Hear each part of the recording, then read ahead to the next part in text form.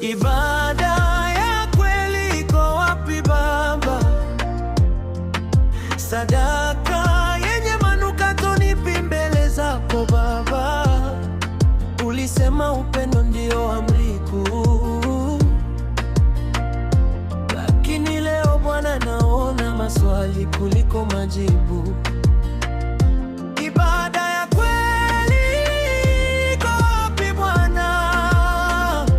Upendo wa kweli uko wapi Baba? Tunatoa sadaka madhabahuni, lakini mioyo yetu iko mbali Baba. Ibada ya kweli iko wapi Bwana? Upendo wa kweli uko wapi Baba?